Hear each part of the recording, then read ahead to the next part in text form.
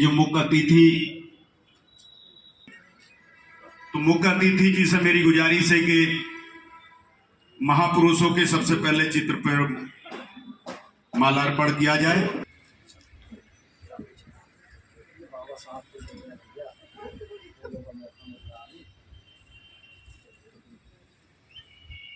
उधर जाओ बाबा साहब अमर रहे, बाबा साहब अमर रहे, मान्यवर काशीराम साहब अमर रहे, मान्यवर काशीराम साहब अमर रहे, अमर रहे, अमर रहे। भाई चंद्रशेखर आजाद, भाई चंद्रशेखर आजाद, मान्यवर काशीराम साहेब, बाबा साहेब।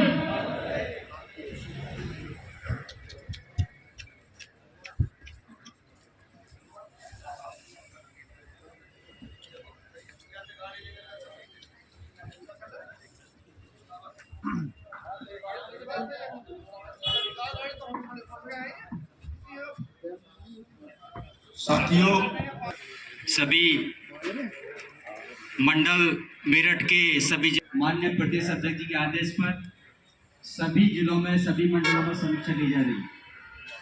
क्योंकि साथियों, यदि हमें कोई कार्य दिया जाता है, यदि उसकी समय समय पर समीक्षा होती रहती है तो हम अपने उद्देश्य की तरफ बढ़ते हैं। क्योंकि जो लोग अपनी समीक्षा करते हैं, अपने कार्य की समीक्षा करते हैं, वही उद्देश्य की तरफ बढ़ते हैं। और जो अपनी समीक्षा नहीं करते वो कभी उद्देश्य को प्राप्त नहीं कर सकते। क्योंकि लोगों को अपनी स्वयं की समीक्षा करनी चाहिए। जो लोग दूसरे की समीक्षा करते हैं वो कभी अनुशासन में नहीं रह सकते। अनुशासित व्यक्ति नहीं हो सकता। जो स्वयं की समीक्षा करता है वही अनुशासित होता है और वो उद्देश्य की तरफ बढ़ता है। मेरठ मंडल की समीक्षा आज गाजियाबाद में है, तो आज सब अपनी अपनी समीक्षा देने का काम करेंगे। धन्यवाद। 1956 तक उन्होंने आंदोलन खड़ा किया और 1956 तक जब लास्ट स्टेज में आकर उनका आंदोलन खड़ा हुआ और जब आरपीआई का उन्होंने संविधान लिखा और आरपीआई उनके बाद में आरपीआई गठन हुआ 1957 में, जो महत्वाकांक्षी लोग थे उन्होंने आरपीआई के टुकड़े टुकड़े कर दिए। आंदोलन बिखर गया। मानो 78 में उन्होंने कर्मचारी संगठन बनाया और अपने अंतिम क्षण तक मेहनत हो गई। 2006 में हमें बीच में छोड़कर चले गए, आंदोलन खड़ा कर दिया। लेकिन आंदोलन हमारे ऐसे नेता के हाथ में आ गया, उनके जाने के बाद आंदोलन बिखर गया। क्योंकि जो मेन लीडर लीड करता है, यदि वो लीडर लाइन से बाहर होता तो आंदोलन बिखर जाता। लेकिन हमारे सामने अपॉर्चुनिटी है। हमारा नेता मात्र 38-39 साल का है और अभी कम से कम 40-41-42 साल काम करेगा। हमारे सामने यदि आज आपने ईमानदारी से साथ नहीं दिया तो आने वाली जनरेशन, आने वाला कल आपको माफ नहीं करेगा।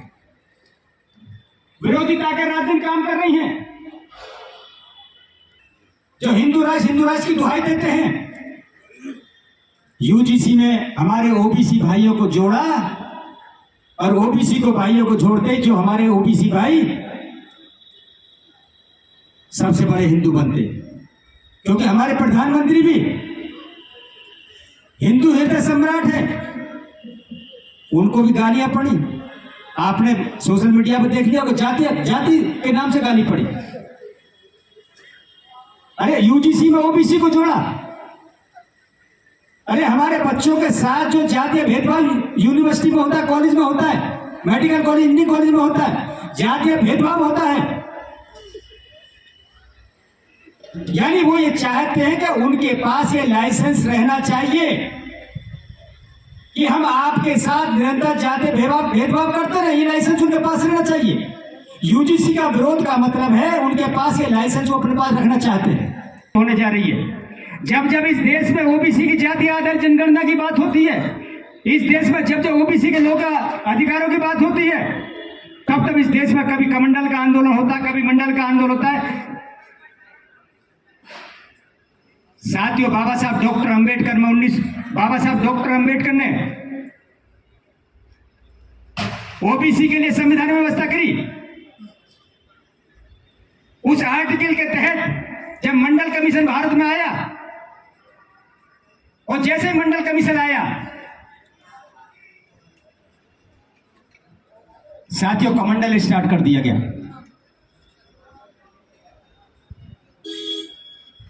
16 नवंबर 1992 को मंडल कमीशन की रिपोर्ट सुप्रीम कोर्ट ने लागू किया।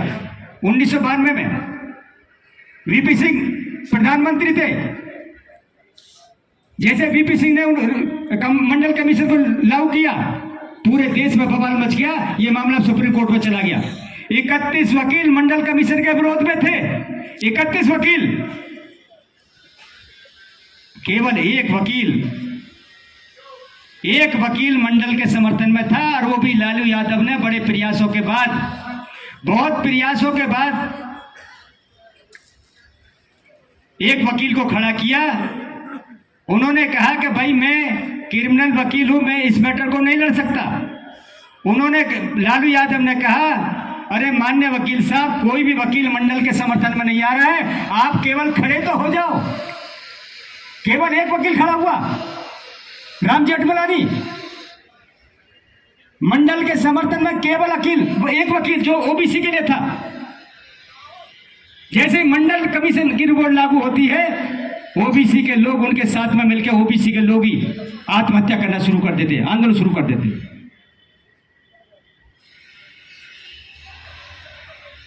साथियों, एक बार सहारनपुर में हमारी वाल्मीकि जयंती निकाली जा रही, हमारे वाल्मीकि भाई हो सकते हैं यहाँ पे, वाल्मीकि जयंती निकाली जा रही थी, झांकियां बना रखी थी।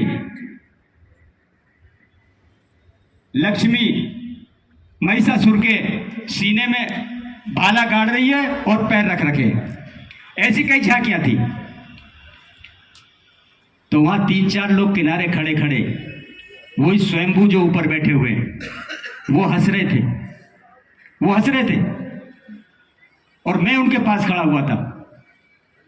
वो कह रहे थे, देखो साले, गाली दे, ये हमारे काम कर रहे हैं।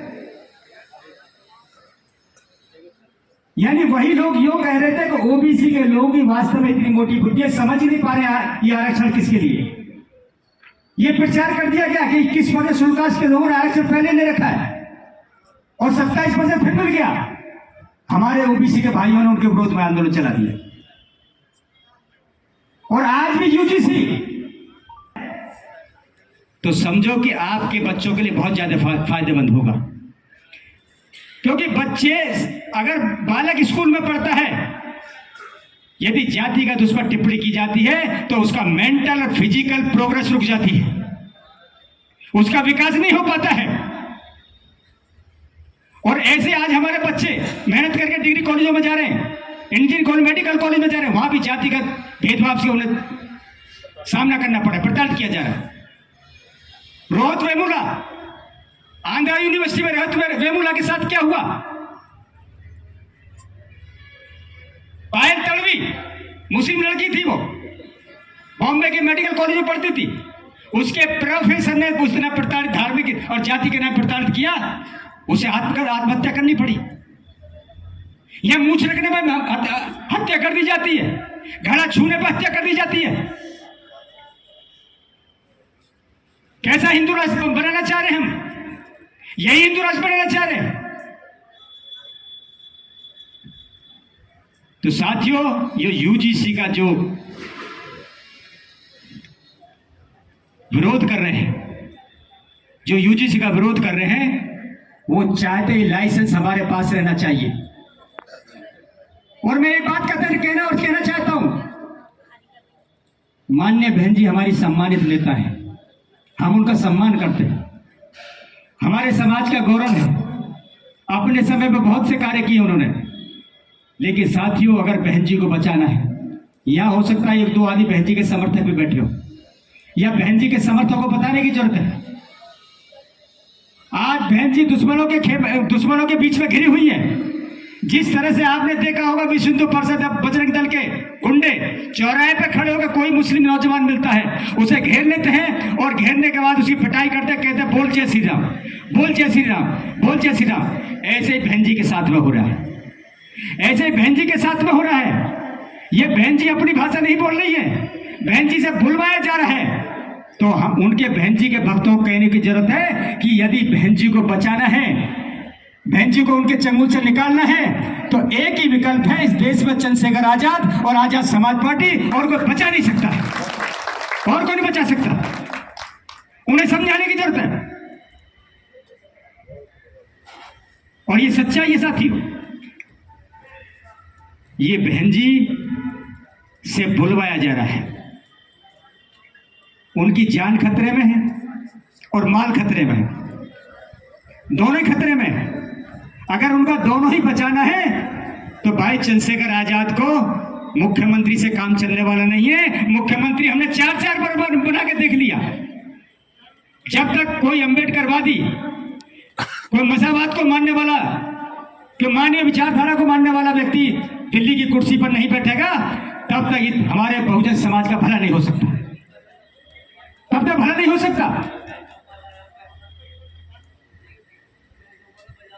तो मैं अपने साथियों से कहना चाहता हूं कि साथियों,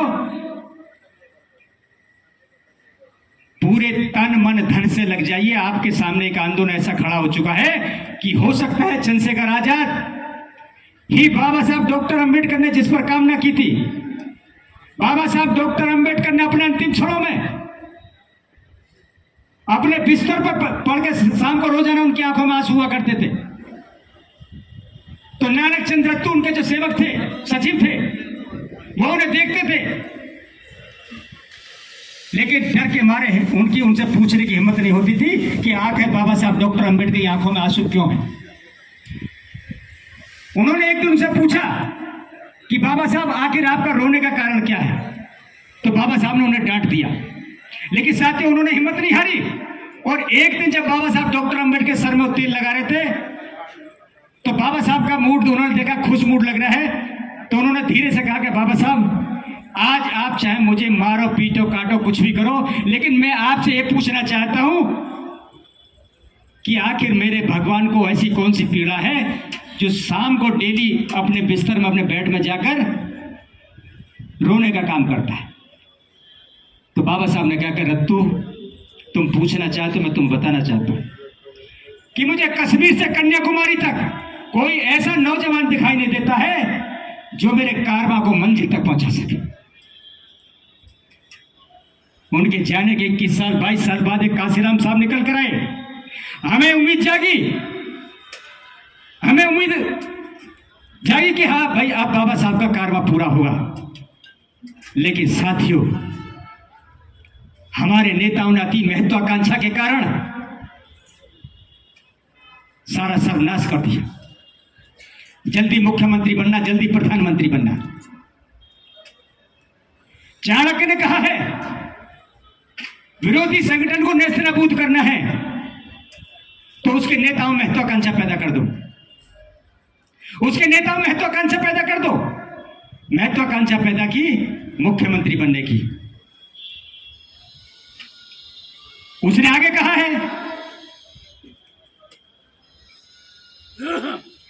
कि विपरीत परिस्थितियों में दुश्मन को सर पर बैठा लो, विपरीत परिस्थितियों में दुश्मन को सर पर बैठा लो, और परिस्थिति अनुकूल होते ही कच्चे घड़े की तरह पटक दो कि टुकड़े टुकड़े हो जाए।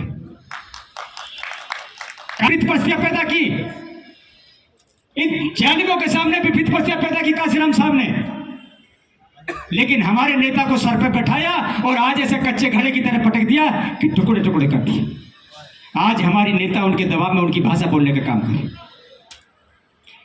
यदि अपने नेता को वहां से निकालना है तो केवल और केवल एक ही विकल्प है, चंद्रशेखर आजाद, चंद्रशेखर आजाद, चंद्रशेखर आजाद, और कोई विकल्प नहीं है।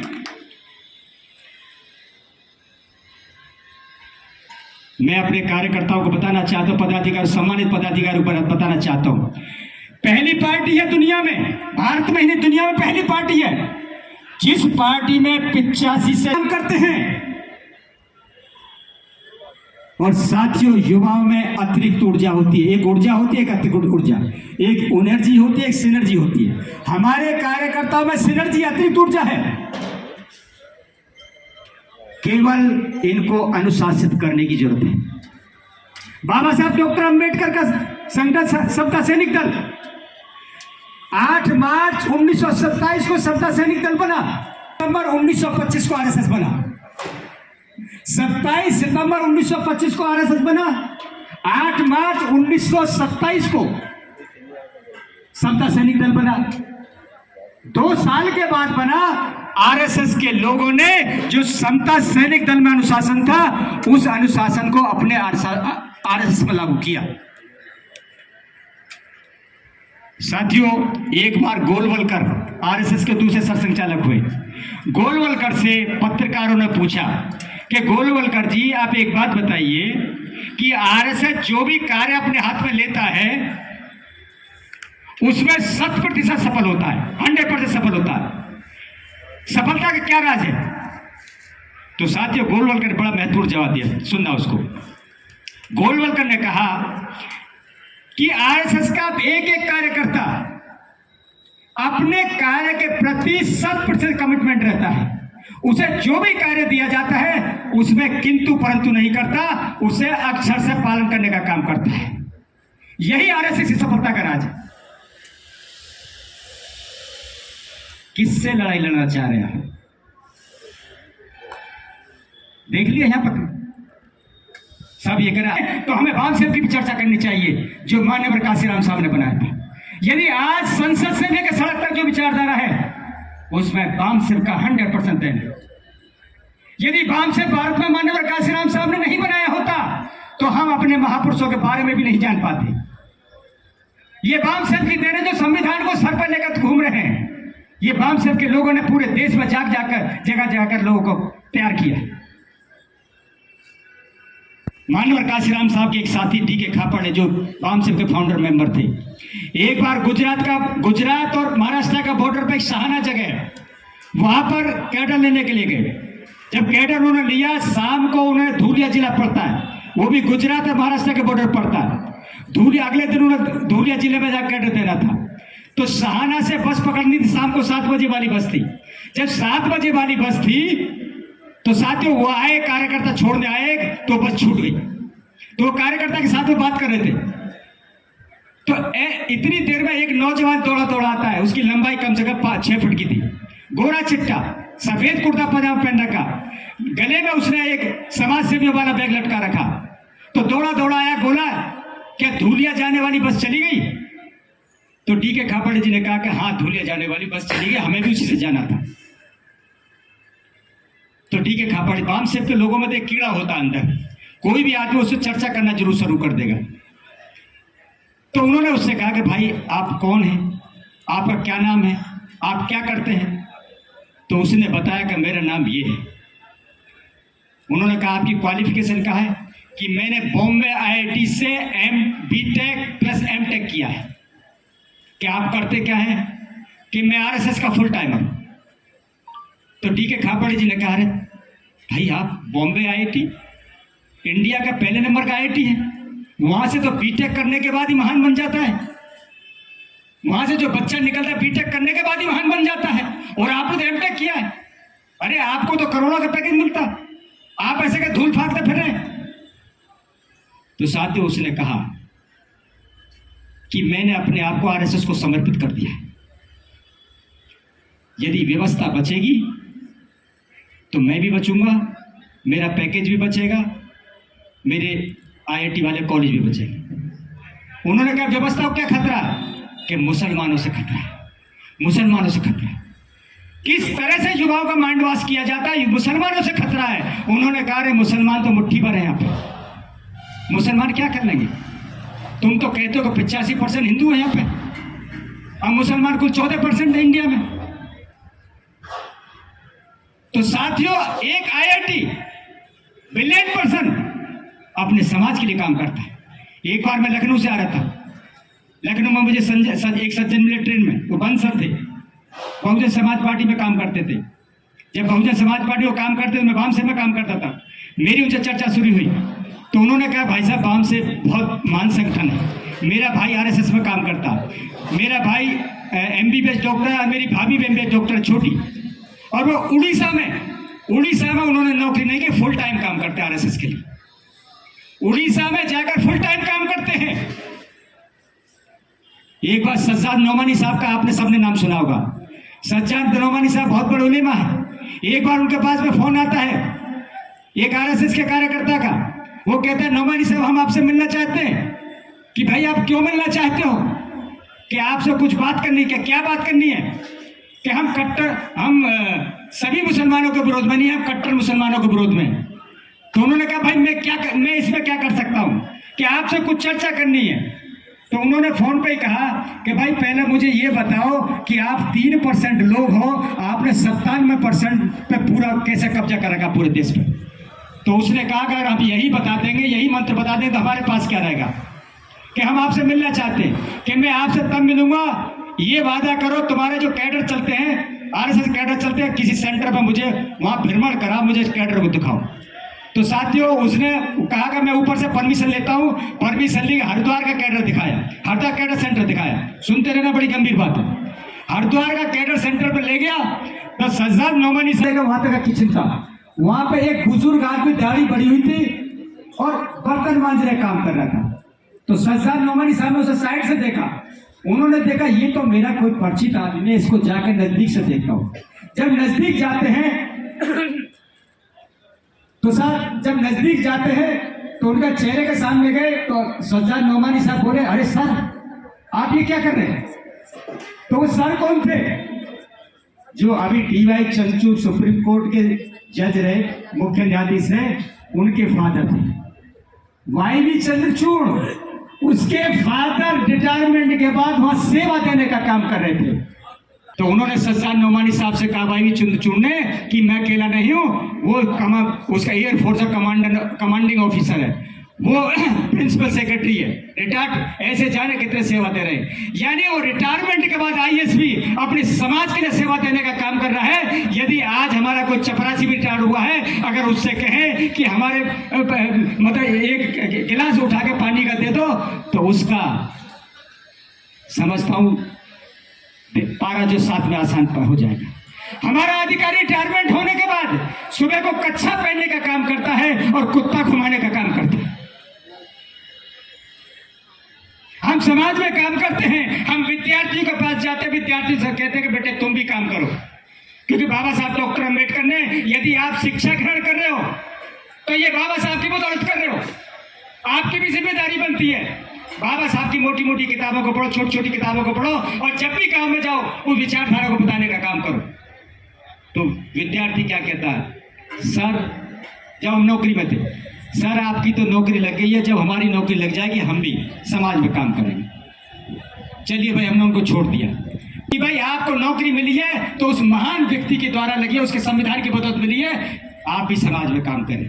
वो कहता अरे सर अभी तो हमारा प्रोबेशन भी क्लियर नहीं हुआ, और हमारा प्रोबेशन क्लियर हो जाएगा उसके बाद हम काम करेंगे। जिसका प्रोबेशन क्लियर हो गया वो कहता अभी मेरे छोटे छोटे बच्चे हैं, मेरे बच्चे थोड़े बड़े हो जाएं, बड़ी क्लास में चले जाएं, तब हम काम करेंगे। बड़े बच्चे वाले के पास जाते हैं तो वो कहता मेरे बच्चे इंटर में है, कहीं इंजीनियरिंग में मेडिकल में मेरे बच्चे का सिलेक्शन हो जाए, उसके बाद हम समाज में काम करेंगे। और जिसका इंजीनियरिंग मेडिकल में सिलेक्शन हो गया वो कहता है मेरे बच्चे का 1 साल बचा है, कहीं नौकरी लग जाएगी तो उसके बाद मैं समाज में काम करूंगा। और जिसके की नौकरी लग गई वो कहता है मेरे 2 साल बचे हैं, रिटायरमेंट के बाद मैं समाज में काम करूंगा। और जो रिटायर्ड हो गया उसके पास जाते हैं तो वो कहता है मेरे घुटनों में जान नहीं है। ये समाज का चरित्र है, ये समाज का चरित्र है, और इसी कारण से हम आज भी गुलाम हैं, इसी कारण से आज भी गुलाम है। यही बहानेखोरी हमें दिखाई दे रही है, यही बहानेखोरी दिखाई दे रही है। यदि यही बहानेखोरी हमारी रही तो चंद्रशेखर आज युवा है, कल को बूढ़े हो जाएंगे, कल को वो भी चले जाएंगे। ज्यादा से ज्यादा 2027 में 2-4 एमएलए निकाल लोगे, फिर 5 साल के बाद चुनाव होगा।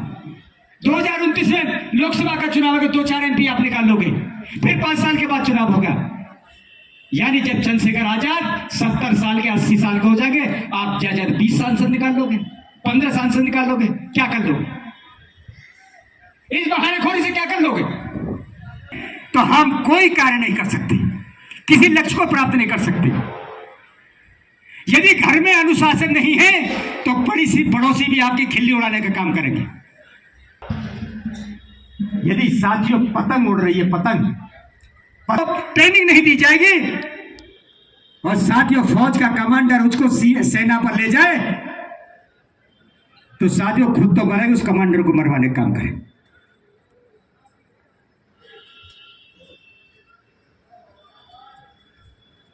आरएसएस ने 90 साल तक कैडर दिया अपने लोगों को।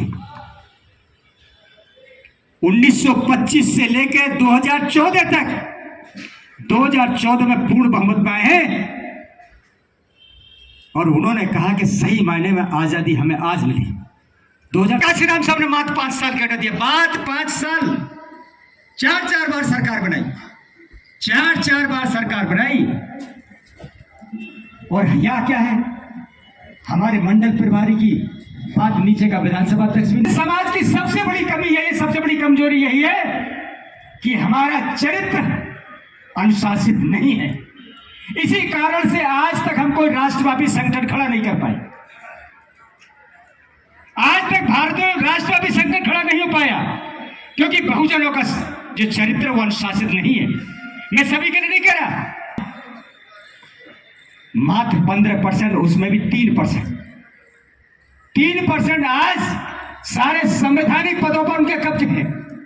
सारे संवैधानिक पदों पर आरएसएस के लोग बैठा दिए गए हैं। 1919 में भारत में अंग्रेज थे, भारत में अंग्रेज थे। उस समय न्याय करने वाली संस्था का नाम था प्रिवी काउंसिल, जिसको आज न्यायपालिका बोलते हैं। वो न्याय करने वाली संस्था का नाम था प्रिवी काउंसिल। उसमें सारे के सारे जज, सुप्रीम कोर्ट में, हाई कोर्ट में सारे जज अंग्रेज थे। जो ये स्वयं ऊपर बैठे हुए हैं,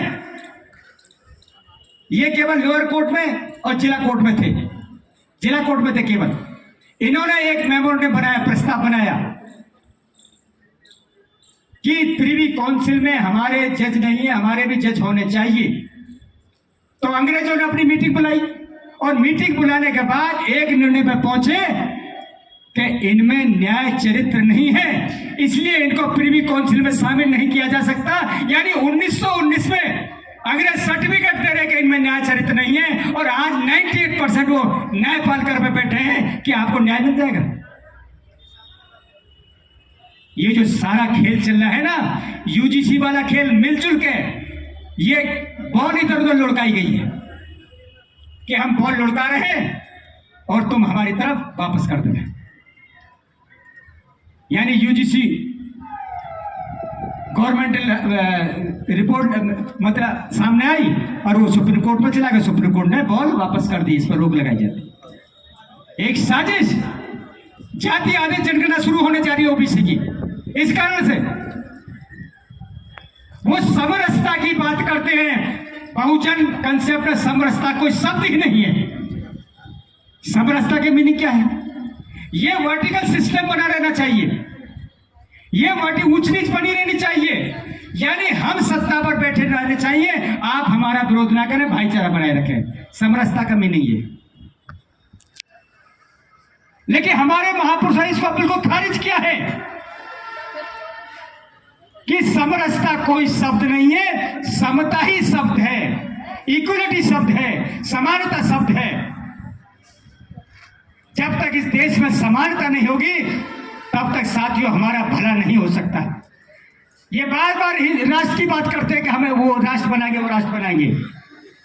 ये राष्ट्र तो बनाना चाहते हैं, लेकिन वर्चस्व किसका रहेगा?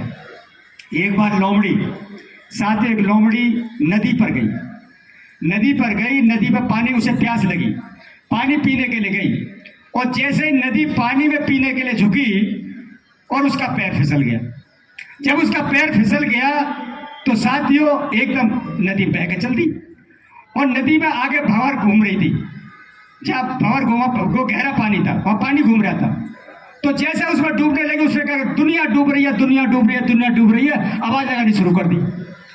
तो नदी के किनारे में किसान काम कर रहे थे, तो किसान दौड़े दौड़े जाते और उसमें कूद कर कुछ किसानों जो तैरने वाले थे उसको बचाया और बचाने के बाद नदी के पार पर डाल दिया।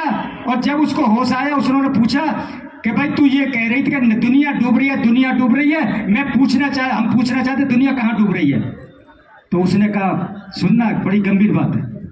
उसने कहा यदि मैं ये कहती कि मैं डूब रही हूं, क्या तुम मुझे बचाने के लिए आते?